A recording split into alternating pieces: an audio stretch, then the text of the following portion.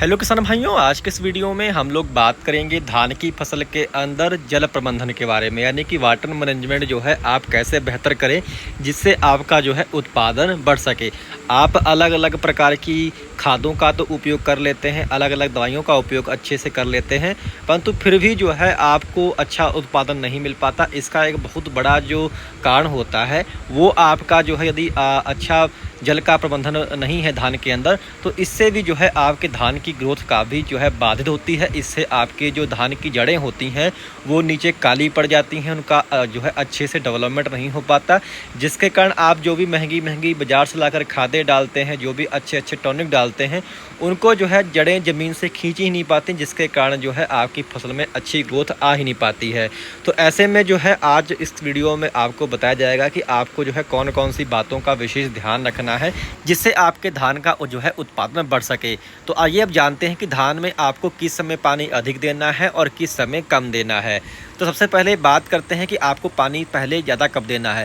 तो जब आप अपने धान की रुपाई करते हैं, यानी कि जब आपका शुरुआती स्टेज होता है धान का, यानी कि तकरीबन जब रुपाई से तकरीबन 20-25 दिन जो होते हैं शुरुआती, उसमें आपको अपने धान में जो है पानी भर के रखना पड़ता है, क्योंकि इसकी सबसे बड़ी एक मजबूरी ये भी होती है क्योंकि यदि आप उस समय धान में पानी कम करेंगे तो इससे जो है आपके धानों में खरपतवार अधिक उगते हैं। तो आप शुरुआती जो आपके 20-25 दिन हो, इसमें जो है आप अपने खेतों में पानी भर के रखें, इससे आपके खेत में खरपतवार नहीं होते और अच्छी ग्रोथ भी आती है। इसके बाद में जब आपका धान तकरीबन 25 से 30 दिन का या 35 दिन का हो जाए, तब आपको जो है हल्का अपने खेतों में पानी सुखाकर जो है दोबारा फिर से लगाना है। यानी कि आप एक बार अपने खेत में जब पानी लगाएं, उसको जब पूरी ज़मीन आपकी खींच जाए यानी कि पी जाए, उसके बाद में आप अपने खेत में दोबारा फिर से पानी लगाएं पतला पतला। यानी कि आप जब तकरीबन 2 से जो है 3 दिन का आप गैप कर सकते हैं अपनी ज़मीन के अनुसार। जब उसमें पानी देखें कि नहीं रह गया है, तो उसके बाद में आप फिर से अपने खेत में पानी जो है लगा सकते हैं। बिल्कुल भी आपको पानी नहीं सुखाना, यानी कि ज़मीन आपकी सफ़ेद नहीं होनी चाहिए, आपको नमी अच्छे से बनाए रखना है।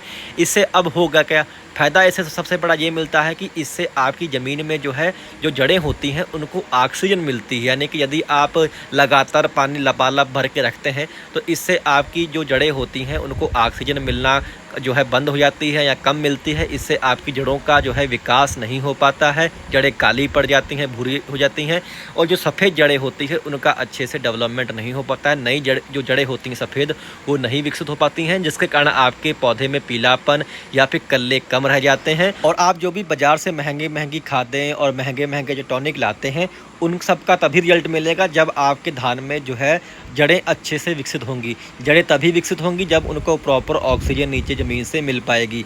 तो यदि आपको अपने पौधे की जड़ों का अच्छा विकास करना है, आपको खादों का अच्छा रिजल्ट चाहिए, जो भी आप टॉनिक डालते हैं, जो भी खादें डालते हैं, तो आपके खेत में धान में जो है अच्छी जो है जड़ों का विकास होना चाहिए। इसके लिए आपको जो है जो पानी का प्रबंधन है उसका आपको जो है खासा ध्यान रखना है। शुरुआती जो आपके 20-25 दिन हो उसमें आप अपने खेत में लगातार पानी भर के रखें। उसके बाद में आप जो है हल्का 2 दिन का गैप करके अपनी ज़मीनों के अनुसार जब पानी लगाएं, उसके बाद में पूरा जब आपका पानी ज़मीन खींच जाए, उसके बाद में आप दोबारा फिर से आप उसमें लगाएं। इससे होगा क्या कि आपकी ज़मीन में अच्छे से ऑक्सीजन का जो है नीचे तक संचार होगा, पौधे को ऑक्सीजन मिलेगी जड़ों को, जिसके कारण वो अच्छे से डेवलप हो पाएंगी। इसके साथ साथ भूमि में अन्य गैसों का भी जो आदान प्रदान है वो भी काफ़ी अच्छे ढंग से होता है।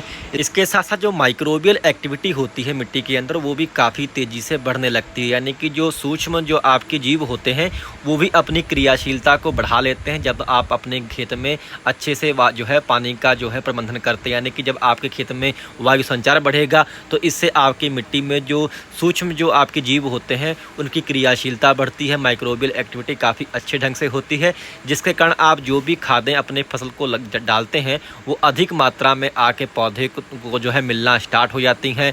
इसके साथ साथ जो अगर आप पानी थोड़ा रुक रुक कर अपनी फसल को देते हैं तो इससे जो होगा क्या कि आकी जो है जो मिट्टी होती है उस पर जब धूप पड़ती है तो इससे जो फंगस का भी आक्रमण होता है वो भी काफ़ी कम हो जाता है। यानी कि यदि आप लगातार लपालप पानी भर के रखते हैं तो इससे आपके पौधों में फंगस का भी आक्रमण ज़्यादा होता है। जो फंगस से लगने वाले रोग हैं वो अधिक पनपते हैं धान में।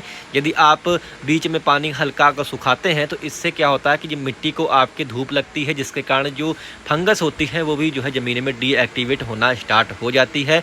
यानी कि यदि आप पानी लपालप भर के रखते हैं खेतों में अपने, तो इससे काफ़ी सारे जो है साइड इफ़ेक्ट आपको जो है धान में देखने को मिलते हैं।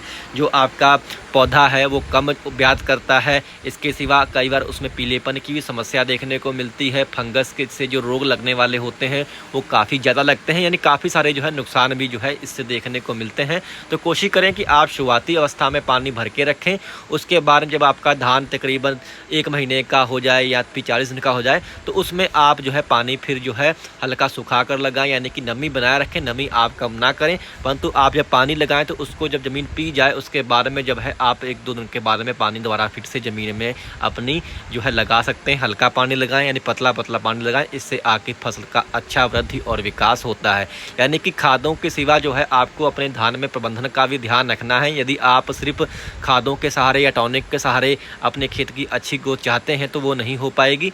यदि आप अच्छा प्रबंधन रखेंगे, समय पे खादों का उपयोग करेंगे, सही डोज रखेंगे और सही प्रबंधन रखेंगे अपने धान में पानी का, तभी जो है आप धान का अच्छा उत्पादन जो है ले सकते हैं। आप देखते होंगे कि सेम खाद आप डालते होंगे और सेम खाद ही जो है वही खाद आपका पड़ोसी डालता होगा, परंतु उत्पादन में कई बार काफ़ी सारा जो है फ़र्क आ जाता है।